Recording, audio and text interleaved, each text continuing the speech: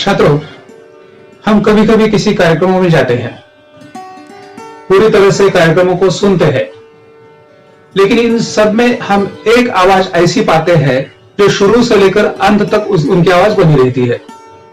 कार्यक्रम के शुरुआत में वही व्यक्ति सबसे पहले आता है और अंत में उसी की वाणी के साथ साथ लगभग कार्यक्रम का समारोप होता है। उसका नाम है उद्घोषक अर्थात सूत्र संचालक। आज हम देखने वाले हैं आनंद सिंह की आत्मकथा मैं उद्घोषक। इस आत्मकथा में एक सफल उद्घोषक के विविध गुणों का परिचय दिया है। आनंद सिंह स्वयं एक अच्छे उद्घोषक रहे हैं। आकाशवाणी या अन्य माध्यमों में उन्होंने काम किया है।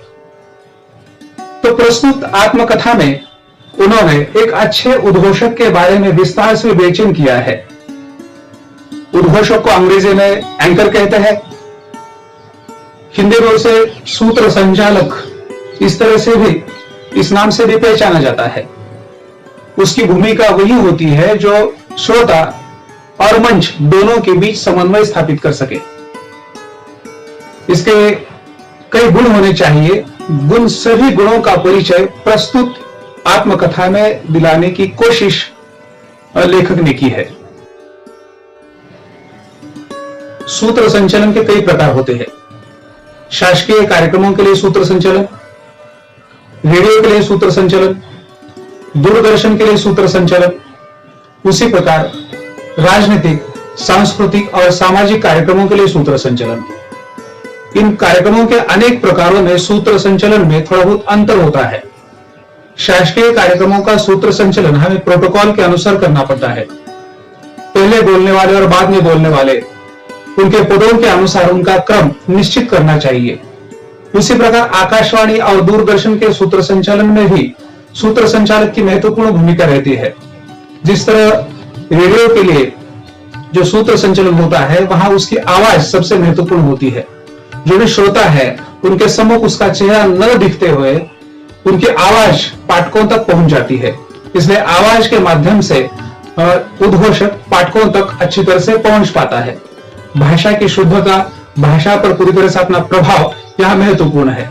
उसी प्रकार उससे भी अधिक महत्वपूर्ण सूत्र संचालन के लिए बात होती है, वह है दूरदर्शन में सूत्र संचालन के रूप में काम करना, क्योंकि वहां आवाज के साथ साथ व्यक्तित्व भी अधिक महत्वपूर्ण होता है।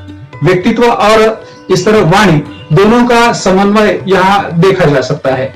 उसी प्रकार राजनीतिक, सामाजिक और सांस्कृतिक क्षेत्र में भी विविध प्रकार के कार्यक्रमों का आयोजन होता है। वहां भी सूत्र संचालक को अधिक महत्व है, क्योंकि वह सभी कार्यक्रमों के बीच एक तरह से तालमेल स्थापित करने का प्रयास करता है। ये तो मैंने संक्षेप में आपको बता दिया। तो अब आइए इस पाठ को हम विस्तार से समझते हैं। सबसे पहले हम जान लेते हैं लेखक का परिचय। प्रस्तुत पाठ का शीर्षक है मैं उद्घोषक, जिसके लेखक है आनंद सिंह। सबसे पहले हम आनंद सिंह का परिचय जान लेते हैं। आनंद प्रकाश सिंह, आपका जन्म 21 जुलाई 1958 को असम राज्य के धुबरी नामक स्थान पर हुआ। आपकी शिक्षा दीक्षा उत्तर प्रदेश के प्रतापगढ़ एवं इलाहाबाद में हुई।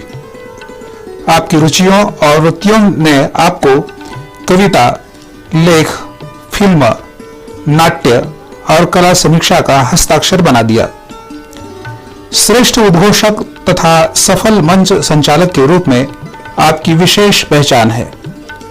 आकाशवाणी मुंबई में 29 वर्ष उद्घोषक के रूप में अपनी सेवाएं देकर आप अवकाश ग्रहण कर चुके हैं। आपने आकाशवाणी के लिए आवश्यक संवाद लेखन करते हुए संवाद तथा संप्रेषण क्षेत्र में अपनी विशेष पहचान बनाई है। आपने विभिन्न समसामयिक विषयों पर लेखन करते हुए हिंदी भाषा की सेवा की है। आनंद सिंह ने पत्र पत्रिकाओं में विभिन्न विषयों पर लेख, समीक्षाएं, कहानियां, कविताएं आदि प्रकाशित की है। प्रस्तुत आत्मकथा मैं उद्घोषक।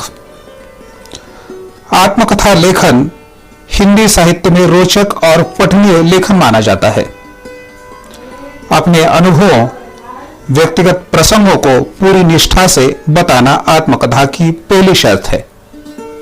इसमें लेखक की तटस्थता, घटनाओं के प्रति निरपेक्षता का निर्वाह आत्मकथा को विश्वसनीय बना देता।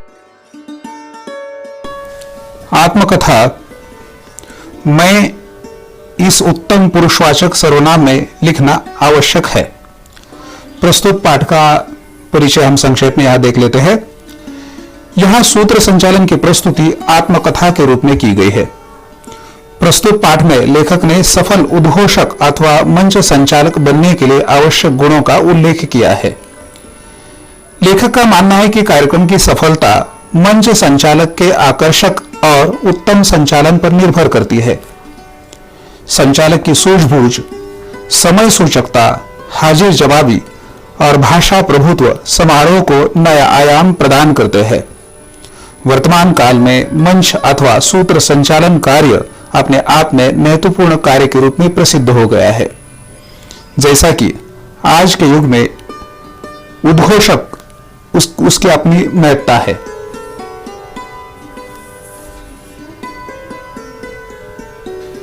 यहां हमने देखा कि आत्मकथा हमेशा मैं इस उत्तम पुरुषवाचक सर्वनाम में लिखनी चाहिए, क्योंकि आत्मकथा स्वयं का एक प्रकार से अनुभवों का कथन है।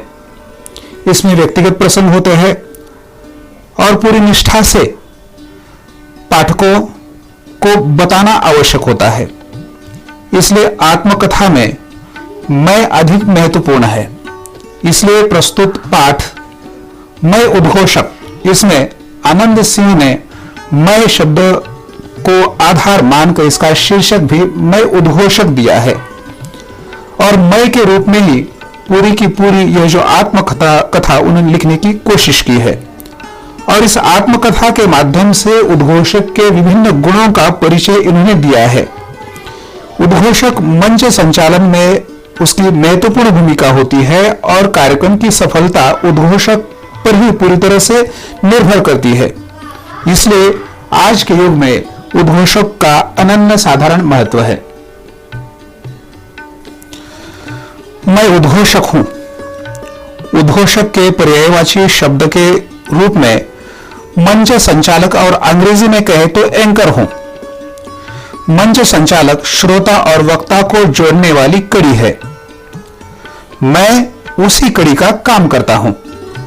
इसके लिए मेरी कई नामचीन व्यक्तियों द्वारा भूरी भूरी प्रशंसा की गई है। भारत रत्न पंडित भीमसेन जोशी जैसी हस्तियों के मुंह से यह सुनना कि बहुत अच्छा बोलते हो, अच्छे उद्घोषक हो, या मैं तो तुम्हारा फैन हो गया हूं, तो सचमुच स्वयं को गौरवान्वित अनुभव करता हूं। किसी भी कार्यक्रम में मंच संचालक की बहुत अहम भूमिका होती है। वही सभा की शुरुआत करता है। आयोजकों को तथा अतिथियों को वही मंच पर आमंत्रित करता है। वही अपनी आवाज, सहज और हास्य प्रसंगों तथा काव्य पंक्तियों से कार्यक्रम की सफलता निर्धारित करता है। मैंने कई बार इस महत्वपूर्ण भूमिका का निर्वाह अत्यंत सफलतापूर्वक किया है, लेकिन यह सब अचानक नहीं हो गया। मैंने भी इसके लिए बहुत पापड़ बेले हैं। आरंभिक दिनों में मैं भी मंच पर जाते घबराता था। माइक मुझे सांप के फन की तरह नजर आता था। दिल जोर जोर से धड़कने लगता था। मुझे याद है तब मैं 9वीं कक्षा का छात्र था। विश्वविद्यालय के प्रांगण में गांधी जयंती का आयोजन किया गया था। मुझे भी भाषण देने के लिए चुना गया। मंच पर जाते ही हाथ पैर थरथराने लगे। जो कुछ याद किया था लगा सब भूल गया हूं। कुछ पल के लिए जैसे होश ही खो बैठा हूं, पर फिर खुद को संभाला। महान व्यक्तियों के आरंभिक जीवन के प्रसंगों को याद किया कि किस तरह कुछ नेता हकलाते थे, कुछ कांपते थे, पर बाद में वे कुशल वक्ता बने। ये बातें याद आते ही हिम्मत जुटाकर मैंने बोलना शुरू किया और बोलता ही गया। भाषण समाप्त हुआ। खूब तालियां बजी, खूब वाहवाही मिली। कहने का मतलब यह है कि थोड़ी सी हिम्मत और आत्मविश्वास ने मुझे भविष्य की राह दिखा दी और मैं एक सफल सूत्र संचालक के रूप में प्रसिद्ध हो गया। इस कथन से आनंद सिंह ने अपने व्यक्तिगत जीवन के कुछ उदाहरणों को बतलाने की कोशिश की है कि जैसे कि वे 9वीं कक्षा के छात्र थे और गांधी जयंती पर भाषण उन्हें देना था, लेकिन जैसे वे भाषण के लिए आगे आते हैं, सामने खड़े होते हैं, तब उनके हाथ पैर थरथराने लगते हैं। जो कुछ उन्होंने याद किया था वे सब का सब भूल जाते हैं। उन्होंने याद किया कि ऐसे बहुत सारे उन्होंने नेता देखे जो पहले हकलाते थे, कांपते थे, लेकिन बाद में वे कुशल वक्ता बने।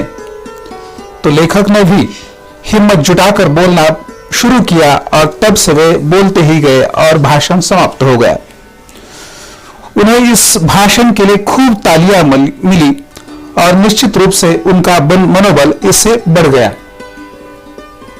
सूत्र संचालन के प्रमुखतः निम्न प्रकार है: शासकीय कार्यक्रम का सूत्र संचालन, दूरदर्शन हेतु सूत्र संचालन, रेडियो हेतु सूत्र संचालन, राजनीतिक, सामाजिक तथा सांस्कृतिक कार्यक्रमों का सूत्र संचालन।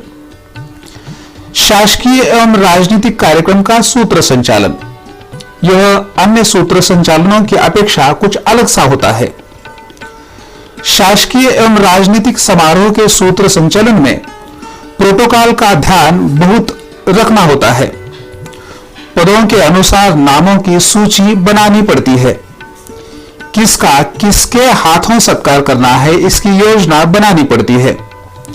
इस प्रकार का सूत्र संचालन करते समय अति अलंकारिक भाषा के प्रयोग से बचना चाहिए। अन्य सूत्र संचालन के प्रकारों से शासकीय एवं राजनीतिक कार्यक्रमों का सूत्र संचालन अलग है। जैसे कि इसमें निश्चित प्रोटोकॉल होता है और अनावश्यक बातें यहां कहने के लिए सूत्र संचालक के लिए कोई अनुमति नहीं होती है। अगला प्रकार है दूरदर्शन तथा रेडियो कार्यक्रम का सूत्र संचालन। दूरदर्शन अथवा रेडियो पर प्रसारित किए जाने वाले कार्यक्रम समारोह की संपूर्ण जानकारी होनी चाहिए। कार्यक्रम की संहिता लिखकर तैयार करनी चाहिए। उसके पश्चात कार्यक्रम प्रारंभ करना चाहिए और धीरे धीरे उसका विकास करते जाना चाहिए। भाषा का प्रयोग कार्यक्रम और प्रसंगानुसार किया जाना चाहिए। रोचकता और विविध संदर्भों का समावेश कार्यक्रम में 4 चांद लगा देते हैं। स्मरण रहे कि सूत्र संचालक मंच और श्रोताओं के बीच सेतु का कार्य करता है। अब यहाँ रेडियो और दूरदर्शन के सूत्र संचालन में थोड़ा बहुत अंतर है। जैसा कि रेडियो कार्यक्रम के सूत्र संचालन में स्वयं सूत्र संचालक श्रोताओं या दर्शकों को दिखाई नहीं देता, तो उसकी केवल आवाज श्रोताओं तक पहुंच जाती है, इसलिए उसकी वाणी पर पूरी तरह से नियंत्रण होना चाहिए। भाषा में शुद्धता होनी चाहिए और स्पष्टता होनी चाहिए।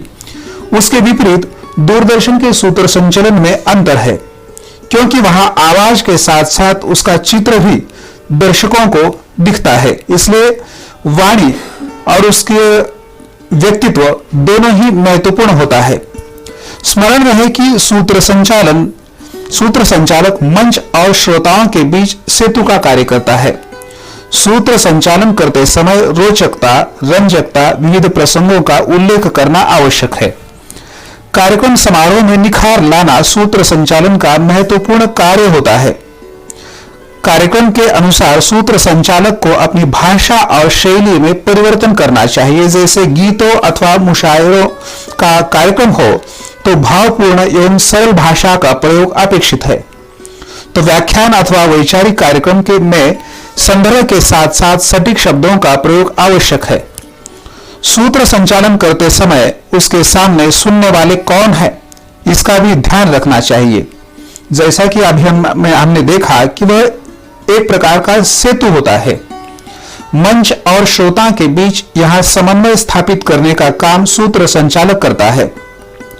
सूत्र संचालन में एक प्रकार की रोचकता होनी चाहिए, रंजकता होनी चाहिए और विविध प्रसंगों का उल्लेख भी बीच बीच में होना चाहिए। तभी कहीं कार्यक्रम अधिक रोचक हो जाता है, उसमें निखार आ जाता है।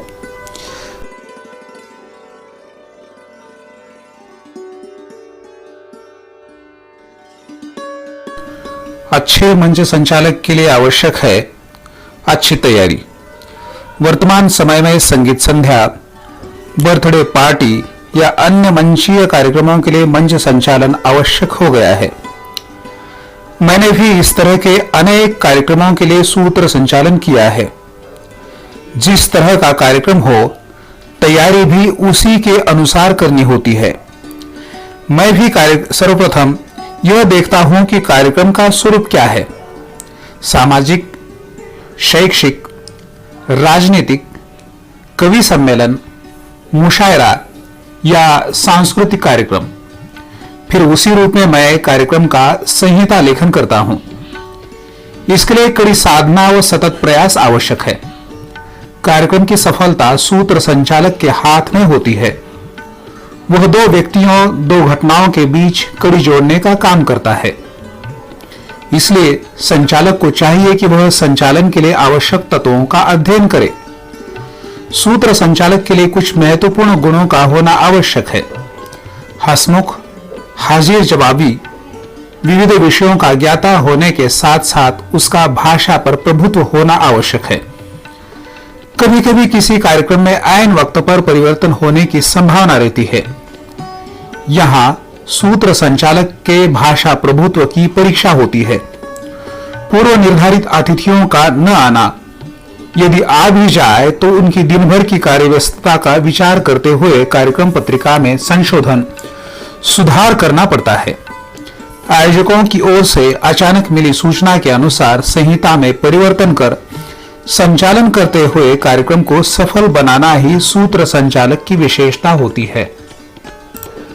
किसी भी कार्यक्रम के सूत्र संचालन के लिए तैयारी सबसे महत्वपूर्ण होती है। आज हम देखते हैं कि समाज में विविध प्रकार के कार्यक्रमों का आयोजन होता है। स्वयं लेखक ने भी इस तरह के अनेक कार्यक्रमों का संचालन किया है, तो उसके अनुसार तैयारी करनी होती है। सबसे पहले देखना होता है कि कार्यक्रम का स्वरूप क्या है, वह किस प्रकार का कार्यक्रम है। राजनीतिक है, शैक्षिक है, सांस्कृतिक है या कोई कवि सम्मेलन है या मुशायरा है। फिर उसी रूप में कार्यक्रम की संहिता लिखनी होती है। यह संहिता लेखन आसान काम नहीं है, उसके लिए सतत प्रयास एवं साधना की आवश्यकता होती है, क्योंकि सूत्र संचालक के हाथ में संपूर्ण कार्यक्रम की सफलता होती है, क्योंकि वह दो कड़ियों को जोड़ने का काम करता है, दो व्यक्तियों को जोड़ने का काम करता है। इसलिए संचालक को चाहिए कि वे अनेक प्रकार के संचालक जो भी गुण है उसका ज्ञान वह ले। वह पूरी तरह से हंसमुख होना चाहिए, हाजिर जवाबी होना चाहिए, उसके साथ साथ विविध विषयों का ज्ञाता भी होना चाहिए, उसका भाषा पर अच्छा प्रभुत्व होना चाहिए। तब कहीं वह अच्छी तरह से कार्यक्रम का निर्वहन कर सकता है। यहां सूत्र संचालक के भाषा प्रभुत्व की परीक्षा होती है, क्योंकि उसका आवाज यहां सबसे महत्वपूर्ण होता है। कभी कभी कार्यक्रम में पूर्व अतिथि समय पर नहीं आते हैं, आ भी जाए तो जल्दी जाने की उन्हें होती है। तो ऐसे में सूत्र संचालक को अपनी कार्यक्रम पत्रिका में अनेक बार संशोधन करना होता है, सुधार करना होता है। कभी कभी आयोजकों की ओर से भी अचानक कोई सूचना मिल जाती है कि कार्यक्रम में बदल करना है। तो ऐसे में सूत्र संचालक की भूमिका अत्यंत महत्वपूर्ण होती है। सूत्र संचालक का मिलनसार होना भी आवश्यक होता है। उसका यह मिलनसार व्यक्तित्व संचालन में चार चांद लगाता है। सूत्र संचालक को विविध विषयों का ज्ञाता होना चाहिए। यदि सूत्र संचालक भौतिकीय विज्ञान, परमाणु विज्ञान जैसे विषयों और विभिन्न राष्ट्रीय अंतर्राष्ट्रीय नेताओं के सामने कार्यक्रम का संचालन करता है, तो संबंधित राष्ट्र तथा विषयों का ज्ञाता होना आवश्यक है। कड़ी साधना, गहराई से अध्ययन करते हुए विषय का ज्ञान प्राप्त कर सकते हैं। आकाशवाणी और सार्वजनिक कार्यक्रमों के मंचों पर संचालन कार्य ने मेरे व्यक्तित्व को नई ऊंचाई प्रदान की है। इस विषय में मेरी सफलता का प्रमुख कारण है कि मेरा प्रस्तुतिकरण। क्योंकि मंच संचालन की सफलता संचालक के प्रस्तुतिकरण पर ही निर्भर करती है। मैं इस बात का ध्यान रखता हूं कि कार्यक्रम कोई भी हो, मंच की गरिमा बनी रहे। मंचीय आयोजन में मंच पर आने वाला पहला व्यक्ति संचालक ही होता है। एंकर अर्थात उद्घोषक का व्यक्तित्व दर्शकों की पहली नजर में ही सामने आता है। अतएव उसका परिधान, वेशभूषा, केश सज्जा इत्यादि सहज व गरिमामयी होनी चाहिए। उद्घोषक या एंकर के रूप में जब वह मंच पर होता है तो उसका व्यक्तित्व और उसका आत्मविश्वास ही उसके शब्दों में उतरकर श्रोता तक पहुंचता है। सतर्कता, सहजता और उत्साहवर्धन उसके मुख्य गुण है। मेरे कार्यक्रम का आरंभ जिज्ञासा भरा होता है। बीच बीच में प्रसंगानुसार कोई रोचक दृष्टांत, शेर और शायरी या कविताओं के अंश का प्रयोग करता हूं। जैसे एक कार्यक्रम में वक्ता महिलाओं की तुलना गुलाब से करते हुए कह रहे थे कि महिलाएं बोलती भी ज्यादा है और हंसती भी ज्यादा है, बिल्कुल खिले गुलाबों की तरह वगैरह वगैरह। जब उनका वक्तव्य खत्म हुआ तो मैंने उन्हें धन्यवाद देते हुए कहा कि सर, आपने कहा कि महिलाएं हंसती बोलती बहुत ज्यादा है, तो मैं इस पर महिलाओं की तरफ से कहना चाहूंगा, हर शब्द में अर्थ छुपा होता है, हर अर्थ में फर्क छुपा होता है। लोग कहते हैं कि हम हंसते हैं और बोलते बहुत ज्यादा है। लोग कहते हैं कि हम हंसते और बोलते बहुत ज्यादा है, पर ज्यादा हंसने वालों के दिल में भी दर्द छुपा होता है। पर ज्यादा हंसने वालों के दिल में भी दर्द छुपा होता है। जैसा कि अभी हमने देखा कि सूत्र संचालन का व्यक्तित्व मिलनसार होना चाहिए। कार्यक्रम जिस प्रकार का होता है उस प्रकार का ज्ञान सूत्र संचालक को होना चाहिए। अगर विज्ञान से संबंधित कोई कार्यक्रम है तो इस तरह का उसे ज्ञान होना चाहिए। अगर कोई कवि सम्मेलन है तो सूत्र संचालक भी कवि मन का होना चाहिए। जैसा कि कोई भी कार्यक्रम हो तो मंच पर सबसे पहले सूत्र संचालक ही सामने आता है। इसलिए सूत्र संचालक को अपना परिधान, वेशभूषा, केश सज्जा इत्यादि पर ध्यान देना चाहिए। उसका व्यक्तित्व उसमें आत्मविश्वास भर देता है और उसका आत्मविश्वास ही उसके शब्दों में उतरकर श्रोता तक पहुंच जाता है। इसलिए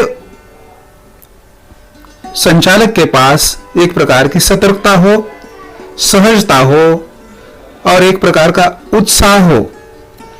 कोई भी सुंदर कथन सुनने के बाद, कोई शेरो शायरी या काव्य पंक्ति सुनाने के बाद निश्चित रूप से तालियां तो बजती ही है।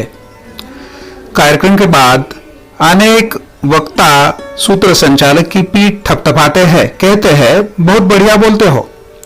संक्षेप में कभी कोई सहज हास्य से भरा चुटकुला या कोई प्रसंग सुना देता हूं तो कार्यक्रम बोझिल नहीं होता तथा उसकी रोचकता बनी रहती है। विभिन्न विषयों का ज्ञान होना जरूरी है। कार्यक्रम कोई भी हो, भाषा का समयानुकूल प्रयोग कार्यक्रम की गरिमा बढ़ा देता है। इसके लिए आपका निरंतर पढ़ते रहना आवश्यक है। मैं भी जब छोटा था तो रोज शाम के समय नगर वाचनालय में जाता था। चंपक, नंदन, बाल भारती और चंदा मामा जैसी पत्रिकाएं पढ़ता था। बाद में धर्मयुग, हिंदुस्तान, दिनमान, कादम्बिनी, सारिका, नवनीत, रीडर डाइजेस्ट जैसी मासिक, पाक्षिक पत्रिकाएं पढ़ने लगा। रेडियो के विविध कार्यक्रमों को सुनना बेहद पसंद था। ये सारी बातें कहीं न कहीं प्रेरणादायक रही तथा सूत्र संचालक का आधार स्तंभ बनी।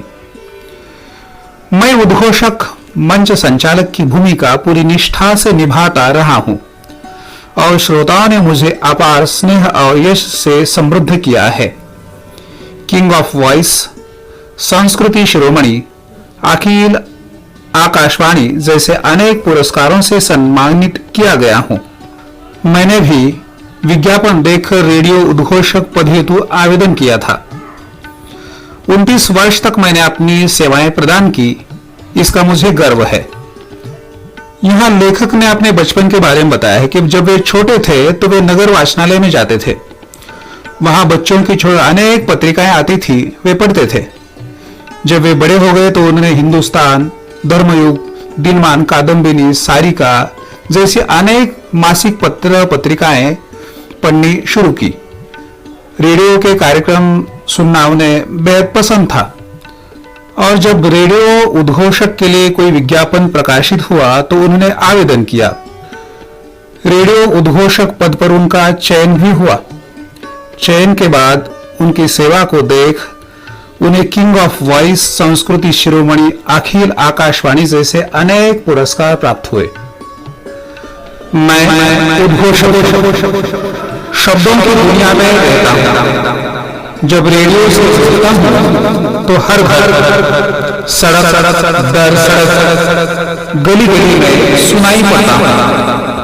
जब मेरी कोई सूरत नहीं होती, मेरा कोई चेहरा भी नहीं होता, लेकिन मैं हवाओं की पालकी पर सवार दूर गांवों तक पहुंच जाता हूं। जब एंकर बन जाता हूं तो अपने दर्शकों के दिलों को छू लेता हूं। आप मुझे आवाज के पर्दे पर देखते हैं। मैं उद्घोषक हूं, मैं एंकर हूं। इस क्षेत्र में भी रोजगार की भरपूर संभावनाएं हैं। इसमें आप नाम दाम दोनों कमा सकते हैं। मुझे भाषा का गहराई से अध्ययन करना पड़ा है। लोग भले ही कहे कि भाषा का अध्ययन क्यों करें, क्या इससे रोजगार मिलता है? पर मैं आज तक के अपने अनुभवों से कहना चाहता हूं कि भाषा का विद्यार्थी कभी बेकार नहीं रहता। सूत्र संचालन में भी भाषा की महत्वपूर्ण भूमिका है। भाषा की शुद्धता, शब्दों का चयन, उसका उचित प्रयोग, किसी प्रख्यात साहित्यकार या व्यक्तित्व के कथन का उल्लेख कार्यक्रम को प्रभावशाली एवं हृदयस्पर्शी बना देता है। विभिन्न कार्यक्रमों के साथ आप रेडियो या टीवी उद्घोषक के रूप में रोजगार पा सकते हैं। जैसा कि भाषा का अध्ययन करने के बाद कभी कभी हमारे मन में एक तरह की दुविधा बनी रहती है कि इससे क्या हमें रोजगार मिलेगा। जिन्हें अपनी वाणी पर पकड़ है, उनके पास शब्द भंडार है, सूझबूझ है, समझ है, वे निश्चित रूप से अच्छे उद्घोषक बनने के काबिल है। इसमें रोजगार की अनेक संभावनाएं हैं। आज के युग में उद्घोषक कभी बेकार नहीं रहता है। हमेशा उसके पास कोई न कोई उद्घोषणा का काम आता रहता है। इसलिए सूत्र संचालन आज के युग में एक अत्यावश्यक बात बन गई है। जिनकी भाषा शुद्ध है, शब्दों पर अच्छी पकड़ है, वे निश्चित रूप से एक श्रेष्ठ उद्घोषक बनने के काबिल है। इस पाठ के अध्ययन के बाद हर छात्र चाहेगा कि वह भी उद्घोषक बने, क्योंकि इसमें भविष्य की और रोजगार की बहुत सारी संभावनाएं हैं। छात्रों, आपको यह पाठ अच्छा लगा तो आप इसे लाइक और सब्सक्राइब करना न भूलें।